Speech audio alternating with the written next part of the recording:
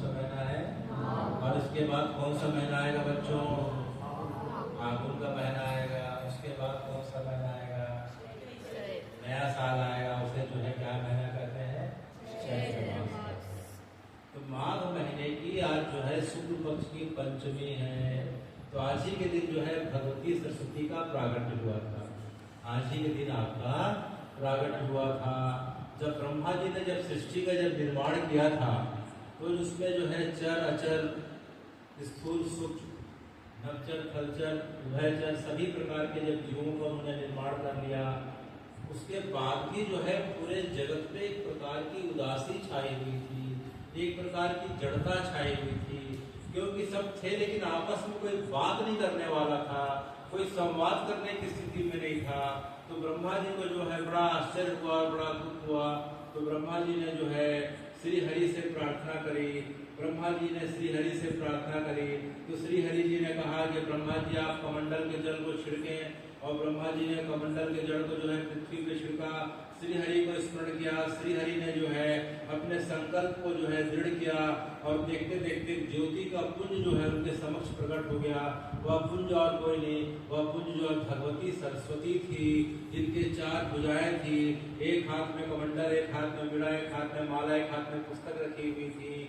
और जो है भगवती जो है उन्हें देख के जो है बंद बंद मुस्कुरा रही थी। और जैसे ही भगवती ने पूछा कि हे ब्रह्मा जी आपने मुझे क्यों बुलाया है, तो ब्रह्मा जी ने कहा कि हे भगवती, हे सरस्वती, पूरे संसार का निर्माण तो मैं कर चुका हूँ, लेकिन जो है पूरे संसार में एक जड़ता है, एक उदासीनता है, तो आप कृपा करें।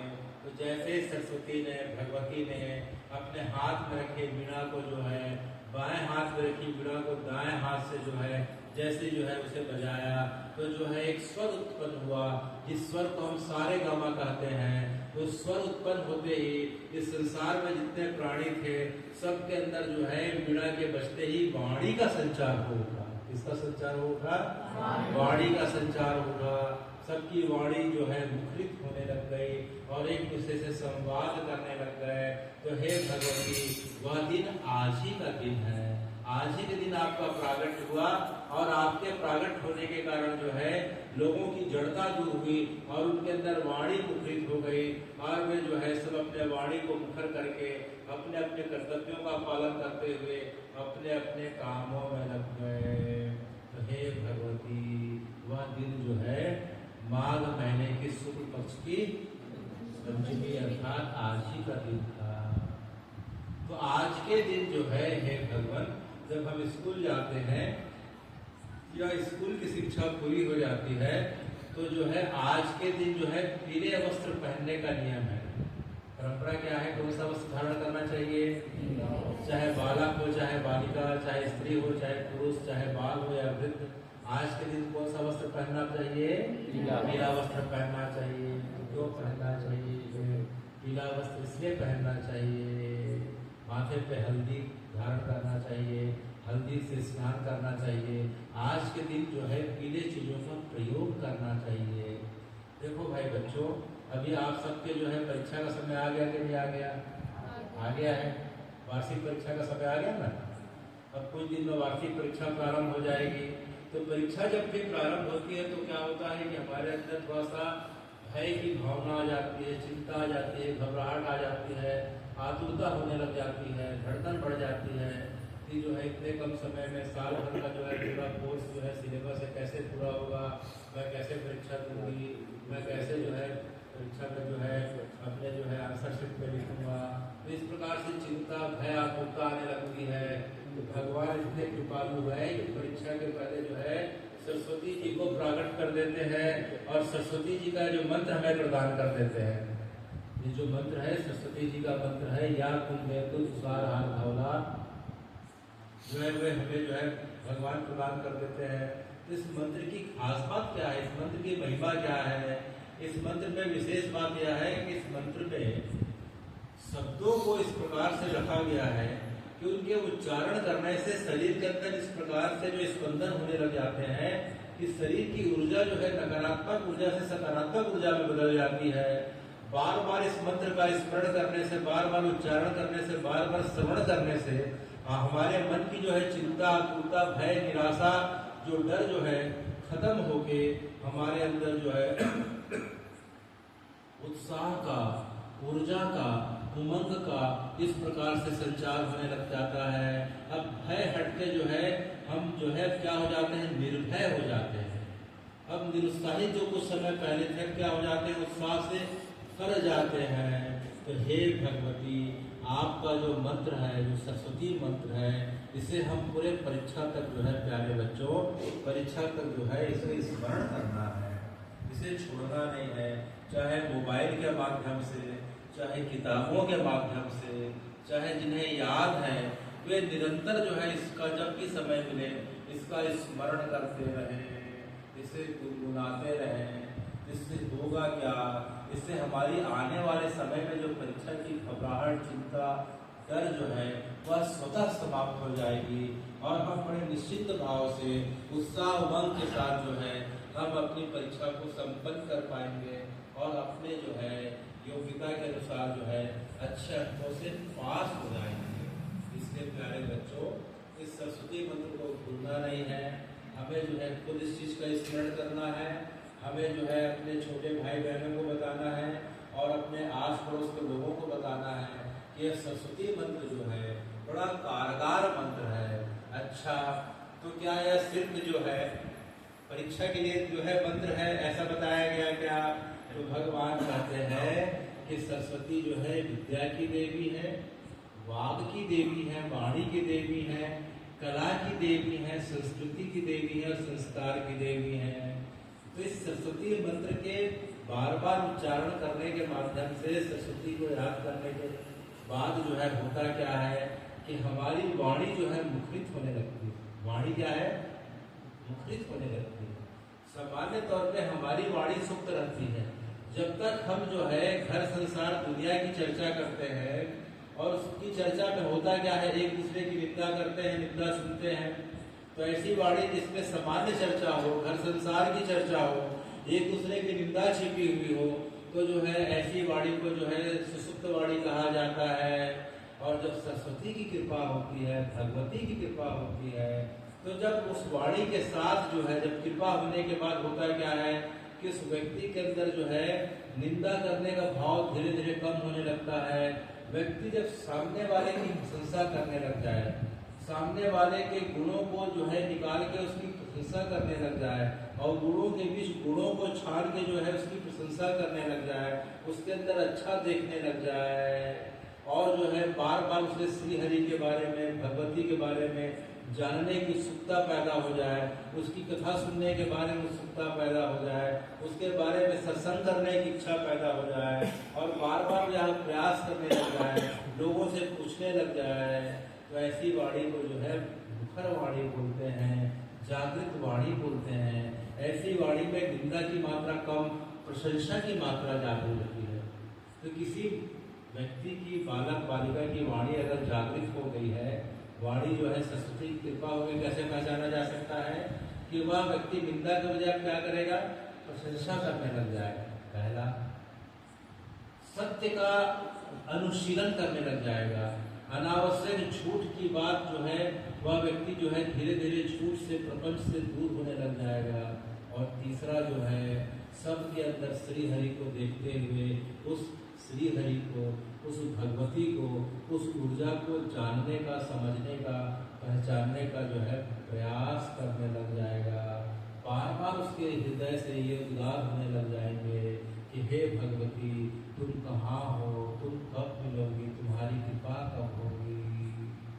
ऐसे लोगों को ढूंढने लग जाएगा, ऐसे व्यक्ति का संग करने लग जाएगा। तो जो है ऐसे व्यक्ति की वाणी को क्या कहा जाता है? मुखर हो गया, जागृत हो गया।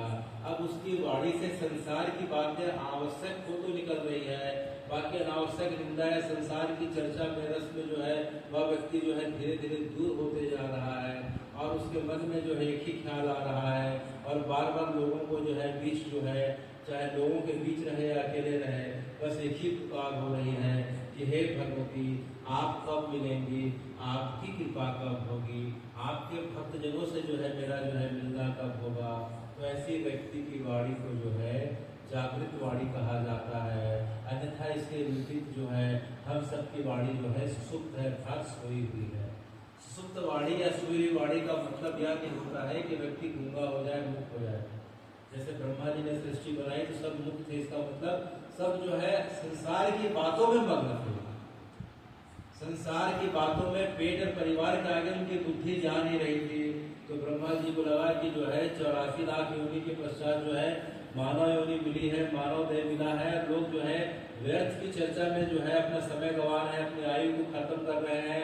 तो उन्होंने भगवान से प्रार्थना करी, तो भगवान ने फिर जो है अपनी ऊर्जा के रूप में सरस्वती जी को प्रकट किया और सरस्वती जी ने उनके अंदर चैतन्यता प्रदान कर दी। तो उनका मन जो है पेट और परिवार से ऊपर उठ के जो है हे भगवान परमेश्वर की ओर लग गया।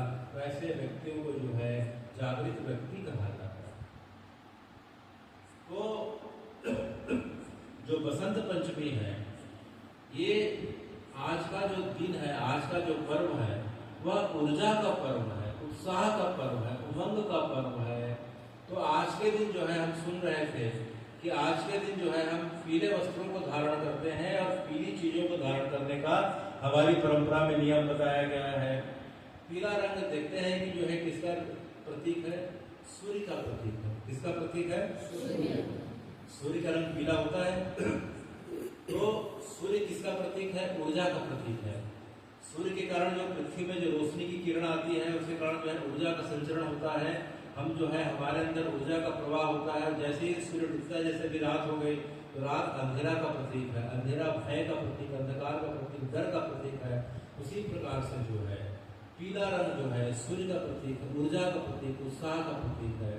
तो जब तक हमारे जीवन में ऊर्जा, उत्साह, उमंग जब तक नहीं रहेगा, तब तक हम जो है इस जीवन को ठीक प्रकार से जी नहीं सकते। जीवन की कठिन परिस्थितियों में बिना ऊर्जा, बिना उत्साह, बिना उमंग के जो है इस चीज का जीवन का निर्वहन नहीं कर सकते। तो प्रत्येक कठिन परिस्थिति को सामना करने के लिए हमारे अंदर क्या चाहिए? ऊर्जा चाहिए, उत्साह चाहिए। इसके विपरीत अगर कर दिया जाए तो डर हो जाता है, भय हो जाता है, कंपन हो जाता है। तो व्यक्ति जब डर में रहेगा, भय में रहेगा, कंपन में रहेगा, तो चीजों का सामना नहीं कर सकता। परीक्षा में डर गए तो परीक्षा में ठीक से लिख नहीं पाएंगे। परीक्षा में डर गए तो ठीक से वाइवा प्रश्नोत्तरी में जो है इस प्रकार से भाग नहीं ले सकते। हमारे जो है नंबर शून्य हो जाएंगे, कम से कम हो जाएंगे। अगर व्यक्ति डर जाए तो अपने शत्रु से सामना नहीं कर पाएगा। व्यक्ति डर जाए, कांपने लग जाए, तो विरोधी पक्ष के सामने जो है ऐसे जो है हार मान लेगा। तो जीवन की जितनी भी कठिन परिस्थिति होती है, उसमें जो है सबसे ज्यादा किसकी जरूरत पड़ती है? ऊर्जा की जरूरत पड़ती है, उत्साह की जरूरत पड़ती है, उमंग की जरूरत पड़ती है। इसलिए हम सुनते हैं कि बाली समय रवि भक्ष लियो। जो हनुमान जी जो है बाल अवस्था में जो है उन्होंने सूरज को निकल लिया। किसको निकल लिया? अब सूरज निकलना जो है एक प्रतीकात्मक है। सूरज को निकलना एक प्रतीकात्मक है। सूरज जो है उत्साह का प्रतीक है, ऊर्जा का प्रतीक है। और उनके जो देवता थे, हनुमान जी के जो गुरु थे सूर्यदेव थे। कौन थे? सूर्यदेव नाम के व्यक्ति थे। विवस्वान जो है सूर्यदेव नाम के व्यक्ति थे। केवल सूरज जी एक प्रतीक है। तो हनुमान जी ने बाल काल में जो है ब्रह्मचर्य को धारण करते हुए अपने जो है गुरु से, सूर्य रूपी गुरु से जो है पूरे ज्ञान को एक ही बार में आत्मसात कर लिया। बाली समय रवि भक्ष लियो, तब तीनों लोग भयवंती आ गए। तो हनुमान जी ने ज्ञान रूपी सूर्य को एक बार में आत्मसात कर लिया, क्योंकि हनुमान जी ब्रह्मचारी के रूप में थे।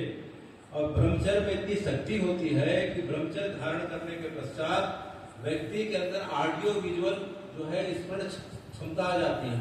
अर्थात व्यक्ति जो है जो सुनता है उसे एक बार में याद कर लेता है, जो देखता है पन्ने को देखते हुए बस पलटते जाए उसे चीजें याद होने लग जाती है, स्मरण में आ जाती है। तो हनुमान जी के अंदर ये क्षमता आ गई थी कि जो है उनके गुरुजी ने अर्थात सूर्य ने जो है एक बार जो है जिस चीजों को बताया उस चीजों को उन्होंने धारण कर लिया। हनुमान जी को चीज कंठस्थ हो गई, स्मरण में आ गई। तो इसके बाद जो सबसे बड़े और उदाहरण जो देखा जाए हनुमान जी के बाद, तो वर्तमान में जो हुए विवेकानंद हुए। कौन हुए? विवेकानंद हुए। और भी पास में वर्तमान में देखना है तो रोज टीवी में आते हैं, 5 से 6 बजे के शो में आते हैं, जो है विभिन्न चैनलों में आते हैं, जिनका नाम जो है सुधांशु त्रिवेदी है। क्या नाम है? आप सुधांशु त्रिवेदी जी को देखिए और सुनिए तो ऐसा लगेगा कि विवेकानंद जी के जो है साक्षात जो है आप स्वरूप के सामने खड़े होकर जो देख रहे हैं। उनकी स्मरण शक्ति, उनकी मेधा शक्ति इतनी ज्यादा है कि एक राजनीति में होने के बाद भी उनके लिए क्या वेद, क्या उपनिषद, क्या पुराण, क्या अर्थशास्त्र, क्या राजनीति शास्त्र, क्या व्याकरण शास्त्र, उनके लिए क्या अर्थशास्त्र, क्या विज्ञान, क्या भौतिक विज्ञान, क्या रसायन विज्ञान, क्या गणित विज्ञान, क्या भौगोल विज्ञान, क्या अंतरिक्ष विज्ञान, उनके लिए सब जो है पानी हो जाता है। जिस प्रकार से जो है डाटा को देते हुए, पेज नंबर कोड करते हुए बात करते हैं, तो उन्हें देख के ऐसा लगता है कि जो है उनकी याददाश्त जो क्षमता है ऑडियो विजुअल है। ऑडियो माने एक बार कान से जो सुन लिया, विजुअल माने एक बार देख लिया, पढ़ने की जरूरत नहीं, बस देख लिया ऐसे करके। तो हनुमान जी के साथ भी एक घटना घटित हुई। बाली समय रवि भक्त लियो, जब तीनों लोग भय अंधियारो, ज्ञान रूपी सूर्य को उन्होंने आत्मसात कर लिया था। क्योंकि ये जो सूरज दिखाई पड़ रहा है पृथ्वी से कई हजार गुना बड़ा है। और हनुमान जी की जो लीला है बाल रूप में मानव लीला है, राम जी की जो लीला करते हैं मानव रूप में लीला करते हैं, मर्यादा पुरुषोत्तम के रूप में लीला करते हैं। तो ये विक्षेपक है, इसे वल्गुवादी कहा जाता है परंपरा के हिसाब से चीजों को समझने के लिए। इसीलिए जो है गुरु शिष्य परंपरा की जरूरत पड़ती है। हम सीधे अगर पढ़े तो कई बार दिमाग में जो है भ्रांति आ जाती है कि जो है कोई सूर्य को कैसे निकल लेगा, समझ रहे हैं। जैसे एक प्रसंग और आता है रामायण जी में, बालकांड में होते हुए जब राम जी जब आगे बढ़ते हैं कि जो है गौतम ऋषि का आश्रम जाते हैं, तो जो अहिल्या जो है वहाँ पत्थर के रूप में थी। किस रूप में थी? पत्थर के रूप में थी, जड़ रूप में थी। और राम जी ने पैर रखा, फिर जो है स्त्री रूप में आ गए। ये वल्गुवाद है, प्रक्षेपक है। मेरी बात समझ रहे? गौतम ऋषि की जो पत्नी थी अहिल्या जो थी, उन्हें किसी कारण जो है बाकी व्रत का जो है ठीक से अनुपालन नहीं करने कारण जो है उन्हें अपराध हो गया था, सबको पता है। तो उन्होंने जो है गौतम ऋषि ने उन्हें श्राप दे दिया कि जाओ तुम पत्थर हो जाओ, जाओ जड़ हो जाओ। ठीक है, तो जड़ हो गई, पत्थर हो गए। उसका मतलब क्या हो गया कि जो है उनकी जो है बुद्धि जो है उनकी मति शून्य हो गई। जिस व्यक्ति के दिमाग जो है शून्य हो जाता है, जिसके दिमाग में जड़ता आ जाती है, उसका दिमाग शून्य हो जाता है। उसके कारण क्या होता है, उसके अंदर सोचने समझने विचारने की क्षमता खत्म हो जाती है। वह व्यक्ति एक कमरे में बैठ के, अंधेरे कमरे में बैठ के जो है चुपचाप पड़े रहता है। आज भी घर परिवार में समाज में ऐसे लोग होते हैं जिसे डिप्रेशन का शिकार बोलते हैं। क्या बोलते हैं? डिप्रेशन, मानसिक अवसाद का शिकार। तो मानसिक अवसाद में चलेगी, क्योंकि स्त्री का सबसे बड़ा धन उसका पति है। स्त्री का सबसे बड़ा धन कौन है? उसका पति है। पति छोड़ भी दिया और पति श्राप भी दे दिया, और पति के श्राप के कारण क्या हुआ, पूरा समाज भी उससे अलग हो गया। समाज भी है दृष्टि से देखने लग गए। तो फिर हुआ क्या कि उनके दिमाग में धीरे धीरे निराशा आने लग गई, अंधकार घर कर गया, धीरे धीरे जड़ता आने लग गई। इस जड़ता के कारण क्या हो गया कि वे डिप्रेशन में चले गई, मानसिक अवसाद में चले गई। एक अंधेरे कमरे में बैठ के जो है केवल पश्चाताप करने लग गए। लेकिन गौतम ऋषि को पता था कि इस जड़ता को दूर करने का सामर्थ्य किसमें है? राम जी में। किसमें है सामर्थ्य दूर करने में? राम जी में है। तो राम जी जैसे ही आते हैं, उनके कमरे में प्रवेश करते हैं और उन्हें जो है उस ग्लानि से दूर करते हैं। राम जी अहिल्या जी को उनकी ग्लानि से, जो पातिव्रत का अपराध सिद्ध हो गया था, उस ग्लानि से दूर करते हैं कि है ये, इसमें आपका कोई दोष नहीं है। व्यक्ति के साथ जो है इस प्रकार से भूल चूक होती रहती है। बहुत सारे उदाहरण से समझाया, परंपरा के हिसाब से बहुत सारा उदाहरण दिए। तब जो है अहिल्या का जो है उनकी ग्लानि, उनका शोक दूर होता है और पुनः जो है चैतन्य होती है। पुनः क्या होती है? वह चैतन्य होती है अहिल्या जी। तो पत्थर बन गई। एक जो है विक्षेपक, एक रूपक है। मेरी बात समझ रहे हैं आप लोग? उसी प्रकार से राम जी ने जो है ज्ञान रूपी सूर्य को आत्मसात कर लिया था, क्योंकि उनके गुरु कौन थे? सूर्यदेव। और प्रत्येक व्यक्ति के गुरु जो है सूर्य के समान होते हैं।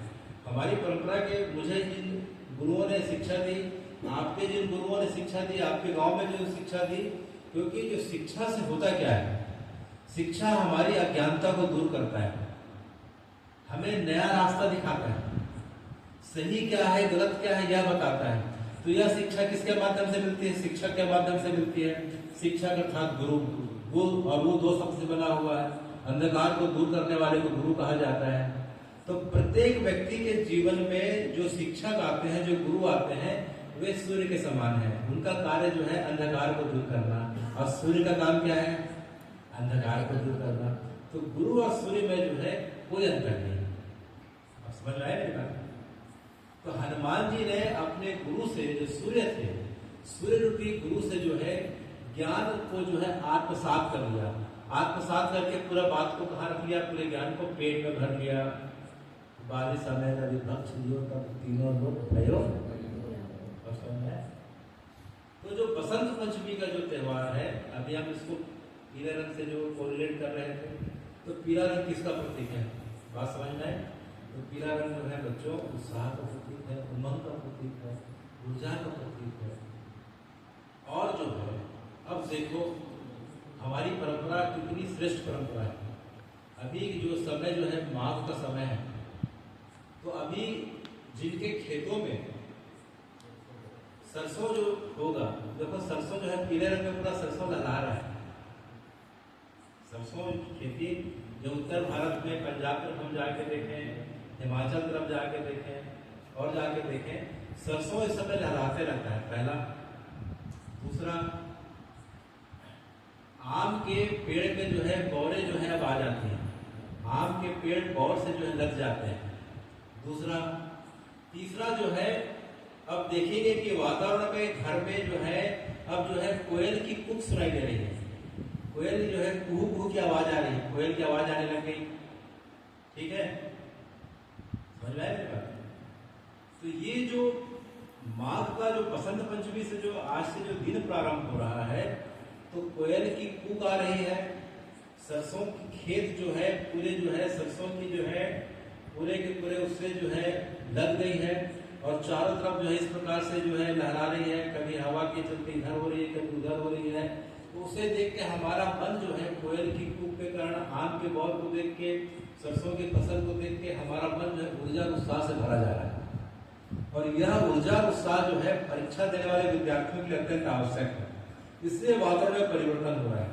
इसलिए सनातन की परंपरा में परीक्षा भी जो समय बसंत पंचमी के बाद ली जाती है, न कि ठंड में ली जाती है, न बरसात में ली जाती है। ठंड के समय अत्यधिक ठंड रहता है, सर्दी खांसी भी हो सकती है। बरसात के समय नदी नाले भरे रहते हैं, पहले पुल नहीं होते थे, तो बच्चे मान लो स्कूल कैसे जाएं। अभी का समय बारिश चली गई, ठंड का भी लगभग जो है इस प्रकार से विदाई का समय आ गया। अब जो है ठंड भी नहीं है, गर्मी भी नहीं है, बीच की अवस्था है। ऊर्जा उत्साह से बच्चे भरे हुए हैं, और साथ में जो है हमें कौन सा मंत्र मिल रहा है? सरस्वती मंत्र मिल रहा है। तो इन सब के कारण जो है बच्चों के अंदर, विद्यार्थियों का एक उत्साह का भाव आ रहा है, और परीक्षा के प्रति जो है जो निराशा थी अब जो है हट के जो है अब किसमें हमारा भाव आ रहा है? परीक्षा के प्रति अब उत्साह आ रहा है कि नहीं हमें परीक्षा देना है, अच्छे से देना है, अच्छे से पढ़ के देना है, डरने की बात नहीं है। तो यह जो है बसंत पंचमी की जो है आज तिथि है, बड़ी अद्भुत तिथि है। इस चीज को जो है हम वैज्ञानिक तरीके से भी समझ रहे हैं और धार्मिक तरीके से समझ रहे हैं। तो हे भगवान, धार्मिक तरीके से इस तिथि का जो है और क्या क्या महत्व पड़ रहा है, तो अभी विज्ञान के माध्यम से समझे। तो जो है धार्मिक तिथि से आज के दिन हम देखते हैं कि आज के दिन जो है भगवती सरस्वती का प्राकट्य हुआ। आज के दिन जो है लोगों की जड़ता दूर हुई, चैतन्यता को प्राप्त हुए। और आज ही के दिन हम देखते हैं कि राम जी ने जो है सबरी के बेर खाए थे। राम जी ने किसके बेर खाए थे? वह दिन कौन सा था? बसंत पंचमी का दिन था। और जो है आज के दिन जो है, तो ये तो बात हो गई त्रेता की बात हो गई। और द्वापर में अगर आज के दिन देखें तो आज के दिन जो है राधा कृष्ण का प्रथम बार मिलन हुआ था। भगवान का राधा जी के साथ, श्री जी के साथ प्रथम मिलन हुआ था। वह जो है बरसाना के नीचे एक सरोवर दिखाई पड़ रहा है जिसे प्रेम सरोवर कहते हैं। क्या सरोवर कहते हैं? प्रेम सरोवर कहते हैं। प्रेम सरोवर में ही जो है भगवान का जो है श्री जी के साथ मिलाप जो है पहला मिलाप हुआ था। भगवान जो है गौचारण की लीला को संपन्न करके जो है गिरिराज जी की तलहटी से नीचे उतर रहे थे, तो उन्हें एक मोर भागता हुआ दिखाई दिया। मोर का नृत्य भगवान को बड़ा अच्छा लगा। भगवान मोर के पीछा करते करते उसके पीछे जा रहे हैं, मोर आगे जा रहा है, मोर आगे बढ़ते बढ़ते जा रहा है और एक जगह पे आके रुक गया। वह जगह प्रेम सरोवर था, वह जो है श्री जी के चरणों में आके बैठ गया। तो श्री जी ने जैसे ही मोर को अपने हथेली से उठाया, तो जैसे उठा के देखा तो भगवान सामने खड़े थे। तो हे भगवान, वह दिन कौन सा है? बसंत पंचमी का है। और कलिकाल की घटना में देखें तो जो है कलिकाल में जो है आज से करीब करीब 2000 वर्ष पूर्व जो है राजा भोज का जो है आज ही के दिन जन्म हुआ था। किसका जन्म हुआ था? राजा भोज का जन्म हुआ था। तो राजा भोज का जन्म जो है बसंत पंचमी को हुआ था, इसलिए राजा भोज जो है कला संस्कृति के जो है बड़े पारखी थे। और राजा भोज ने जो है उस समय एक विशालकाय मंदिर का निर्माण कराया, जिसे हम वाग देवी का मंदिर कहते हैं। क्या मंदिर कहते हैं? वाग देवी का मंदिर कहते हैं। वह जगह कहाँ स्थित है? मध्य प्रदेश के धार में। मध्य प्रदेश में धार नाम की जगह है।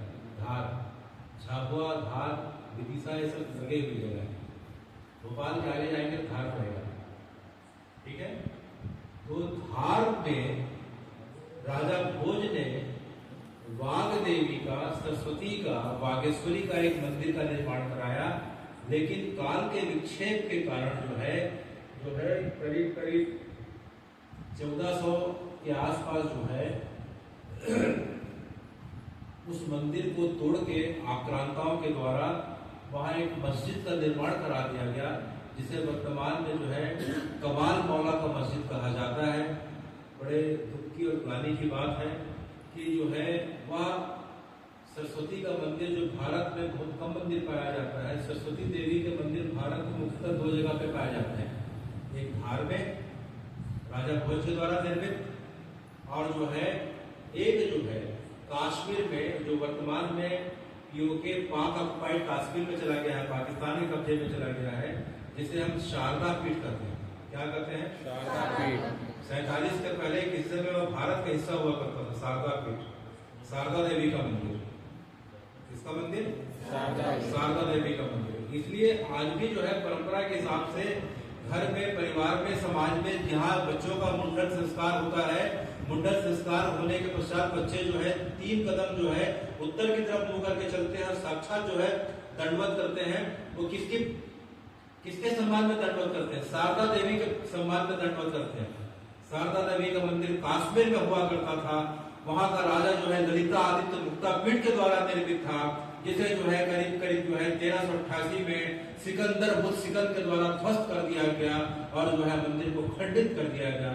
उसी प्रकार से राजा भोज के द्वारा निर्मित जो है मंदिर को जो है वर्तमान में आक्रांताओं द्वारा खंडित करके कमाल मौला नाम के मस्जिद के रूप में जो है जाना जाता है।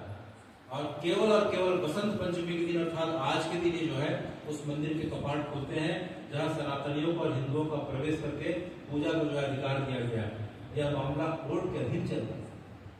ये हमारे लिए बड़े दुख और शर्म की बात है और बड़ी ग्लानि की बात है कि जिस सरस्वती की कृपा से हमें जो ज्ञान प्राप्त होता है, जिसे हमारी अज्ञानता दूर करके जो है हमारी जड़ता को दूर करके हमें जो है ज्ञान प्रदान करने वाली देवी है, वह देवी जो है आज की डेट में उनका स्वरूप बदल के जो है दूसरे स्वरूप में चली गई है, जहाँ हमें प्रवेश का अधिकार नहीं, हमें पूजा का अधिकार है। एक तो भारत के अधिकार में है, एक पीओके में चला गया और एक भारत में रहते हुए भी जो है केवल साल में एक बार जो है उसके पट कपाट खुलते हैं, वह आज के दिन खुलते हैं।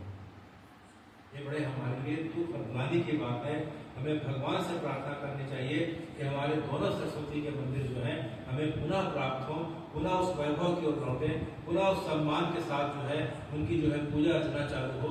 हमें हमारे मन में यह पीड़ा होनी चाहिए और हम इस भाव से जो है भगवान से हमें रोज प्रार्थना करनी चाहिए कि जिनकी कृपा मात्र से जो है हमें शरीर प्राप्त हुआ, इस अज्ञानता को दूर करके यह ज्ञान प्राप्त हो रहा है और वह जो है हमारी सरस्वती भगवती आक्रांताओं के कब्जे में जो है आज भी जो है दिन जो है अवस्था पे, दुखी अवस्था पे, असहाय अवस्था पे जो है इस प्रकार से जकड़ के जो है खंडित होके उस जगह पे जो है पड़ी हुई है, यह हमारे लिए अत्यंत जो है दुख की बात है। तो सरस्वती देवी के दो प्रमुख मंदिर, एक जो है पीओके में शारदा पीठ करते हैं, किशन गंगा नदी, नीलम नदी जो जहाँ बहती उसके बगल में, और दूसरा जो है धार मध्य प्रदेश में। तो हे भगवान, तो आज हम जो है बच्चों के परीक्षा का समय आ रहा है, इसलिए बसंत पंचमी के इस अवसर पर महाराज जी की आज्ञा थी, जुगल किशोर महाराज जी की आज्ञा थी, श्री जुगल किशोर महाराज जी की, कि बच्चों के साथ जो है कुछ इस प्रकार की वार्तालाप हो कि हम जो है कुछ उनका उत्साह वर्धन कर सकें, उनको जो है कुछ परंपरा के हिसाब से सामाजिक, वैज्ञानिक, धार्मिक होता है। कहाँ होता है? प्रयागराज में। प्रयागराज के त्रिवेणी संगम पे होता है। तो जो सूर्य की ऊर्जा जब जल से मिलती है, त्रिवेणी संगम के जल से मिलती है, तो जल के अंदर जो है इस प्रकार से परिवर्तन होते हैं कि जल हमारे लिए अमृत का काम करती है। जल में स्नान करने से हमारा मन शुद्ध होता है, शरीर पवित्र होता है, पाप क्षय हो जाते हैं और शरीर रोग मुक्त होने लगता है। उसका कारण क्या है? सूर्य और बृहस्पति से जो टकरा के जो ऊर्जा पृथ्वी पे आ रही है, और जो ऊर्जा जो है जल से टकराने के कारण जो है जल के अंदर एक विशेष प्रकार के गुण आ जा रहे हैं। अब समझ में आया? उसी प्रकार से जब ग्रहों की दशा एक दशा पे आती है तो हरिद्वार का कुंभ होता है, एक विशेष दशा पे बृहस्पति जब सिंह राशि पे चले जाता है तो फिर जो है उज्जैन का कुंभ होता है, जिसे सिंहस्थ करते हैं, सिंहस्थ करते हैं ना उज्जैन के कुंभ। तो उस समय ग्रहों की दशा ऐसी होती है कि सूर्य की ऊर्जा जब जल से टकराती है तो जल के अंदर जो है प्राकृतिक रूप से इस प्रकार के सकारात्मक गुण आ जाते हैं कि जल की बूंदें अमृत के समान हो जाती है। उस अमृत का स्नान करने से, उस अमृत का आचमन करने से, उस अमृत को पीने से हमारे शरीर के अंदर, मन के अंदर और आत्मा के अंदर सकारात्मक परिवर्तन दिखाई देने लग जाते हैं। इसलिए उस जगह पे जाके स्नान का महत्व है, उस जगह पे जाके जो है तर्पण का महत्व है पूर्वजों के निमित्त। और उस जगह पे जो है सबसे महत्वपूर्ण बात यह है कि हम जो है स्नान कर लिए, तर्पण कर लिए, स्नान का प्रभाव कुछ समय तक रहेगा, पूर्वज जो है अधोगति से उर्ध्वगति को प्राप्त हो जाएंगे, लेकिन जो है पाप जो है कुछ समय के लिए हमारा कटा, लेकिन जैसे हम वापस अपने घर स्थान पे आएंगे तो पाप फिर से संसार में रह के जो है फिर से हमारे अंदर पाप बढ़ के फिर से घेर लेगा। तो उस पाप की निवृत्ति के लिए कि जो है पाप जो है लंबे समय तक हमसे दूर रहे, गलत कार्यों से बचे रहे, उसका भगवान ने उपाय क्या बताया कि गंगा जी के तट पे जो है अनेकों वर्षों से जो हिमालय की गुफा में है, आश्रमों में है, जो एकांतवास में है, जो घर बार छोड़ के निकल गए हैं, ऐसे यति हैं, साधु हैं, योगी हैं, महात्मा हैं, संत हैं, नागा हैं, वे सब जो है एक जगह पे आके इकट्ठा हो जाते हैं। तो स्नान के पश्चात उनके साथ सत्संग करने का प्रावधान है, उनकी सेवा करने का प्रावधान है, और उनके द्वारा दिए गए प्रसाद को जो भगवान को भोग लगा के महाप्रसाद हो गया है उसे जो है ग्रहण करने का प्रावधान है। इसलिए हमारी परंपरा में वहां कुंभ स्नान के पश्चात कुछ समय तक रुकने का प्रावधान है। 3 दिन रुके, 7 दिन रुके, 15 दिन रुके, लेकिन कुछ समय रुक के जो है अपनी अपनी परंपरा के हिसाब से उन साधु संतों के सानिध्य में समय बिताना चाहिए, सत्संग का लाभ लेना चाहिए, उनकी सेवा अर्चना करनी चाहिए और उनके हाथों से निर्मित जो है प्रसादों को ग्रहण करना चाहिए। तो गंगा जी में स्नान करने से शरीर शुद्ध हो गया और साधु सेवा सत्संग से मन और आत्मा की तृप्ति हो गई, मन और आत्मा शुद्ध हो गई। अब समझ में?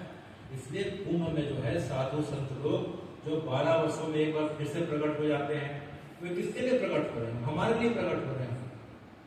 ठीक है, तो साधु संतों का सेवन करना चाहिए, उनकी संगत करनी चाहिए, उनकी सेवा करनी चाहिए। तो कुंभ का महत्व जो है सभी पुराणों में दिया गया है। तो रामायण जी, चूंकि आप लोगों ने रामायण का जो है पिछले बार पाठ किया था, 108 बार पाठ किया था, पिछले बार आना हुआ था। तो रामायण में जो है क्या त्रिवेणी संगम के बारे में, क्या जो है प्रयागराज के बारे में वर्णन आता है? तो रामायण में वर्णन आता है, रामायण जी में वर्णन आता है। कौन सा वर्णन आता है?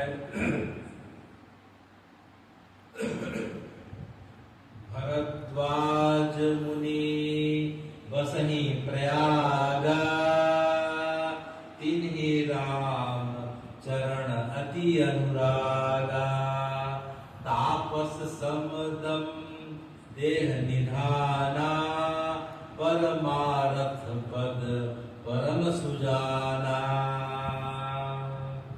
माघ मकर गति रवि जब होई तीर्थ पद ही जाई सब कोई। पूजहि माधव पद जल जाता पर सही अक्षय बटुहर सही गाता। तो यहाँ जो है भगवान अध्याय कांड में बता रहे हैं कि त्रिवेणी संगम नाम की जगह जो है प्रयागराज में है, जहाँ गंगा जमुना सरस्वती का मिलन होता है, और उसी जगह पे जो है भरद्वाज ऋषि का आश्रम है। भरद्वाज मुनि बसहि प्रयागा। भरद्वाज मुनि कहाँ बसते हैं? प्रयागराज में बसते हैं। तिन्हीं राम पद अति अनुरागा, जिनके मन में राम जी के प्रति अति अनुराग है। क्यों अनुराग है? क्योंकि भरद्वाज को राम जी के बारे में किसने बताया? याज्ञवल्क्य ने बताया। किसने बताया? याज्ञवल्क्य ने बताया। और याज्ञवल्क्य किसके शिष्य हैं? वाल्मीकि जी के शिष्य हैं। किसके शिष्य हैं? वाल्मीकि जी के साथ तमसा नदी के किनारे रहते थे। अयोध्या जी से 20 किलोमीटर की दूरी पे जाए तो नंदी ग्राम के आगे तमसा नदी है, वहां वाल्मीकि जी आश्रम बना के रहते थे। तो उनके साथ कौन रहते थे? याज्ञवल्क्य जी रहते थे। तो याज्ञवल्क्य जी ने वाल्मीकि जी को पूरा रामायण लिखते देखा, उनसे रामायण सीखा। रामायण जी का पहला श्लोक जो है, मां निषाद प्रतिष्ठान तुम सरस्वती समा या क्रौंच मिथुना देखम देही काम अवधि, कि जो है हे निषाद राज, तुम्हें अनंत काल तक शांति प्राप्त न हो, क्योंकि तुमने जो है मिथुन में क्रौंच में से जो है नर पक्षी को तुमने वध कर दिया। तो रामायण जी का पहला श्लोक, इसका विस्तार 24,000 श्लोकों में किया वाल्मीकि जी ने। उस समय याज्ञवल्क्य जी थे। तो याज्ञवल्क्य जी ने वाल्मीकि जी से रामायण सुना, और याज्ञवल्क्य जी ने फिर जो है प्रयागराज में किसे बताया? भरद्वाज को बताया। किसे बताया? भरद्वाज मुनि बसहि प्रयागा तिनके राम पद अति अनुरागा। तो अपने गुरु याज्ञवल्क्य से जो है राम जी के बारे में सुन के जो है दिन भर केवल राम राम करके बैठे रहते थे कि राम जी के दर्शन कब होंगे, राम जी कब आएंगे, मैं जानकी जी का दर्शन कब करूंगा, लखन जी का दर्शन कब करूंगा, ऐसा करके हर समय सोचते रहते थे। ये तुलसीदास जी लिखते हैं, भरद्वाज मुनि बसहि प्रयागा। उसका नाम प्रयाग है, इलाहाबाद नाम नहीं है। इलाहाबाद नाम 450 साल पहले का है।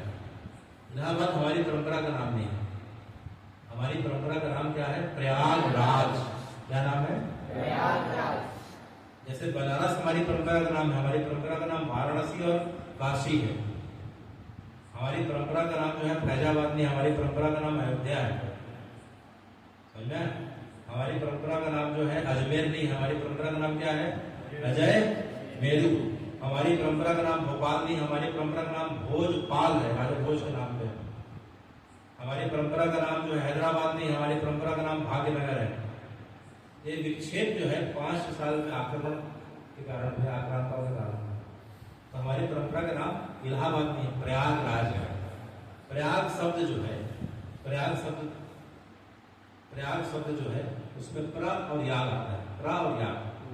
प्र माने प्रथम, प्रतिष्ठो यज्ञ सब प्रयाग, जहां जिस जगह पे इस धरती में ब्रह्मांड में पहला यज्ञ हुआ। ब्रह्मा जी ने सृष्टि निर्माण के बाद इसी त्रिवेणी संगम में पहला यज्ञ किया, इसलिए इसका नाम प्रयाग पड़ा। याग माने यज्ञ होता है और प्रा माने प्रथम, और याग को उल्टा कर दो तो गाय हो जाता है। गाय हो गया जी। तो इसी जगह पे